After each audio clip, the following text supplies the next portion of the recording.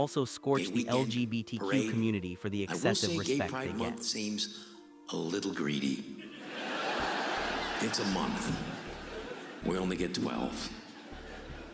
Basically 11, because then it's Gay Pride Month again. 4 weeks in a row. And Rob began offering the community some They didn't even ideas. try to break that up. Have a week in January, come back in April after you healed up, and then August, who gives a shit?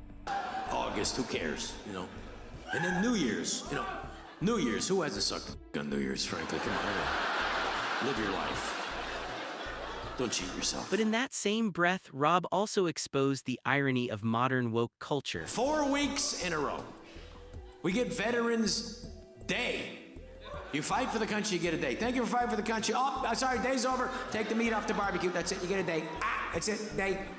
Thank you for fighting for the country. Memorial Weekend, you for the country to give you a weekend. And Rob had one last anecdotal bomb to drop. Abraham Lincoln freed the slaves, kept the Union together, gets a day. Not even his own day. He's got to share it with George Washington, who founded the whole country. He doesn't get a day either. But if they would have sucked each other's dicks, they would have got a whole month. That's all I'm saying. While Jimmy just roasted a single heckler for being annoying, Bill roasted every disrespectful gold digger out there in his legendary rant. Losing, yeah, it's like you're trying to break a man. Why does she want those? Right? They go with their shoes. No, I love how when you get a divorce, all of a sudden it costs like 50 grand a month to give a kid Fruit Loops. And once he was on, Bill did not give a damn if he was on live TV. There is an epidemic of gold digging in this country, and it is just not being addressed on any level. What are you talking about? What do you mean, what am I talking about? Every guy out there is just getting, nobody's safe. Oh my God, nobody's safe. Nobody's safe, but even in jokes, Bill pointed out a very real problem in today's world. There's nothing out there to help a guy handle becoming rich and famous for that platoon of that's gonna come over the hill. like Braveheart, faces painted, skirt on, just running down the... Yes, there's nothing out there. And after Gold Diggers, the last target on Bill's hit list were TV personalities. I'm so sick of all these trolls coming on TV, judging these great men. All these guys, anytime one of these guys gets caught for screwing around, these guys come waddling out of their cubicles with their jowls, absolutely reprehensible behavior. Like, they have any idea what it's like to be tempted at that level. Most people don't offer deals. True. So they're going, well, I'm Who getting... owned the Full Send podcast when a host got busy texting in the middle of a conversation. Yeah. No, that makes sense. I think we lost him. No, my fault. I don't even know where I was going to go. Where are we at? And Andrew wasn't going to let the disrespect slide. What bothers you the most right now? Nothing. Nothing bothers you? You looking at your phone while we're doing this interview, and everybody's seeming disinterested. Were you looking at notes or texting girls? Notes. Yeah. What do you mean? Me taking time out of my day to do this and then feeling like I'm forcing you guys to do the podcast. I've never been more excited to do a podcast. Say again? I've never been more excited. I'm sorry. And Andrew wasn't going to let the disrespect slide. I apologize. You asked me what annoyed me, and I gave you an honest answer. Wait, are you being serious about that? Yeah, that annoyed me. Really? Yes. So if someone... Is that surprising to you? Well, if I'm looking at my notes, I have some things personally that I wrote that I wanted to ask you. Not on there. Okay. So I can't look at that and then ask you that? I mean, you can, I guess. What if someone in the audience is on their phone when you're doing that? Then they're going to get the same treatment you got. But Andrew recognized something off in Steiny's apology and tore into him for it. You guys friends with each other? Yeah. Like, why, you don't get that vibe? Yeah. No. Why not? Because the chemistry is weird. Well, There's almost none of it. Why do you say that? I don't know. It's just, I don't get it. What's confusing? It's just that so I can help break it down for you. It's like a weird thing. And now that he had entered roast mode, he took shots at the entire podcast. Like, you have stories where you like bust balls, like they're... Yeah, well, we usually have a different guy who sits in. Yeah. We wanted to have Steve on this one, so yeah, he sat with in. Brad. And what, Brad usually drives it or something like that? What do you mean? Like, is he usually driving the interview? Why? You don't think we're doing a good job of that? No, not really. I mean, it's not my favorite. And as the episode came to an end, he had some final words for Steiny. Making this podcast about you, which is the most boring part of the conversation. We have much more interesting people to discuss whose lives are more fascinating. No. Oh, I don't ever want to do a podcast again. Straight up. Ricky went off on the trans crowd that were attacking women online. I mean the old-fashioned ones. You know, the old-fashioned women. Oh, God. You know, the ones with wombs. Oh. Those dinosaurs. Leading Ricky to roast the woke community with acute sarcasm. No, I love the new women. I know the new women. They're great, aren't they? You know, the new ones we've been seeing lately. The ones with beards and they're as good as... They're as good as gold. I love them. And now the old-fashioned, they're like, oh, they want to use our toilets. Why shouldn't they use your toilets? For ladies. They are ladies. Look at their pronouns. But Ricky wasn't done obliterating the wannabe activists just yet. What about this person isn't a lady? Well, his her you bigot. What if he raped me? What if she you? You turf. Matt Rafe was also rushed on stage during his stand-up in Chicago. Jesus Christ. I mean, my security's on one, dog. Holy shit.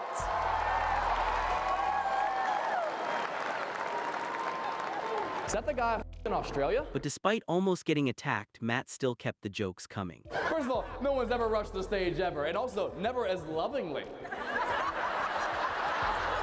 At first instinct, I was like, do I have to hit this person? But he was like...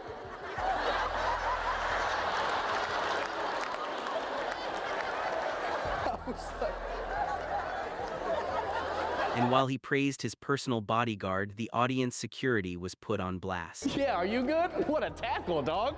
God damn. Good.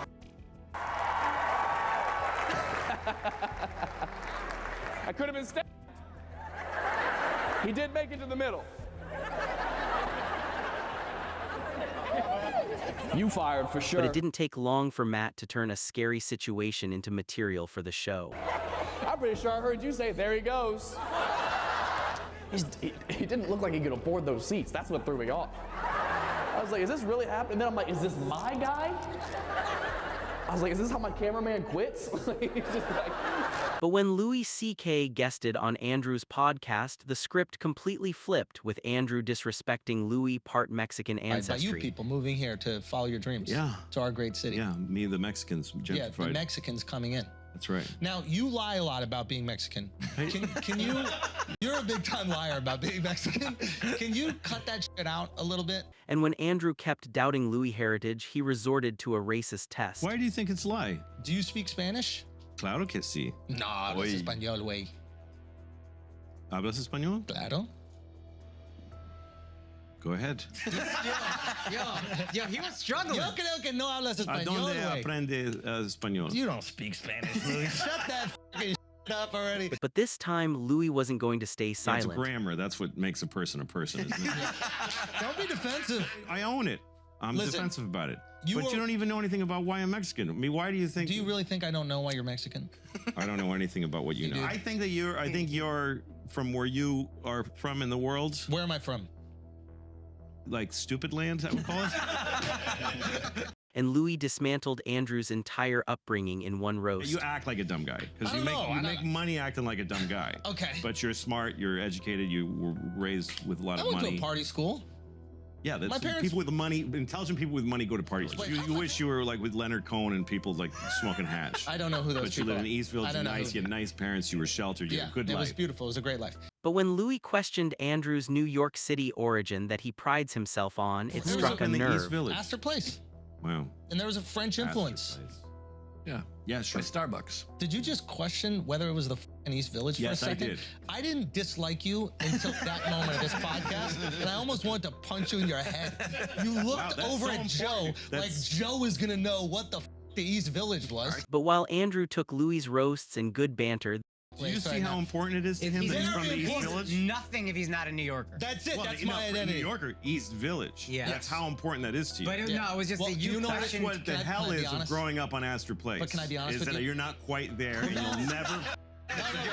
No, you're close. Right now we're on Lafayette. You're in the border you wish you were. Well, no, this next heckler got offended over Steve Hofstadter's simple cop joke. Oh, do you not know? Do you not know what's going on? That's the thing. By the way, if anyone's really offended because they're a cop and they're offended that I'm talking about them, I'm talking about the cops and the people. So if you're offended by that joke, you're a cop. And despite Steve clarifying it, someone in the front still ended up getting triggered. I have this thing where I don't like people. Some of y'all get it. Some of y'all need to meet more people. Guys are great. You're in the front row. Thank you.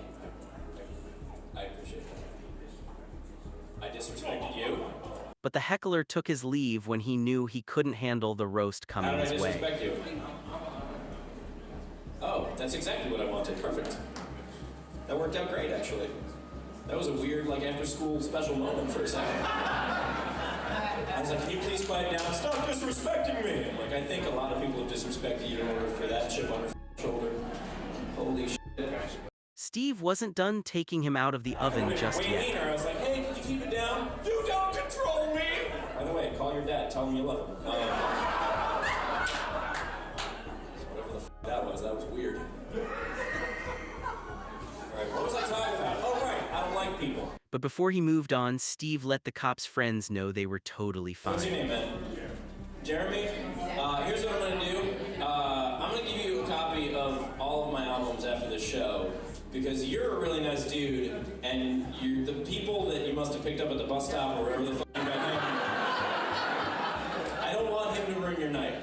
Another Steve who couldn't handle their audience's disrespect is Steve Harvey when half his front row left in the middle of his TV special. Bring your back. Hey, dog, hey. Okay. And despite it being obvious that he was lying, the guy kept doubling down. I knew you was gonna come back.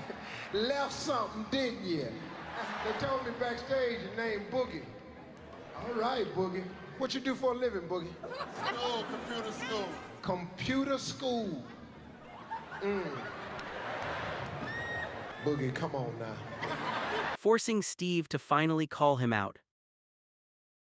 I asked you what you do for a living, and the answer that popped into your head was computer school. Let me rephrase the question. How do you earn money? Computer technology. Forcing Steve to finally call him out. I know we shouldn't say this to one another as black people, but you can't spell motherfucking technology. No good and hell well, your ass ain't into nothing technical. There's nothing about you that says computer or school. And while Steve called the guy out on his real profession. Now, Boogie, I'm gonna get off of you cause it could lead to trouble, cause you look like you done shot 4 or 5 people before. And this just goes to show that if you disrespect a comedian, they are not going to let it slide. My ass. You get that in your mind. You can forget about the WB in these goddamn suits. My ass is from the projects.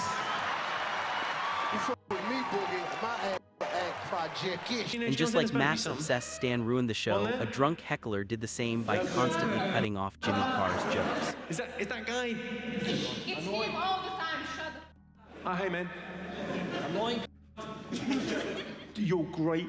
Just sit there. I've got you at a 10. We need you at an 8. You're not in the rest of the show. Is that all right? But when the same guy interrupted his show once again, Jimmy was having none of it. Say that. One of my best friends in the world is a lesbian girl, and, yeah. Is that the same guy? I've got some terrible news for you, sir. You look as if you've been drinking fairly heavily, my friend.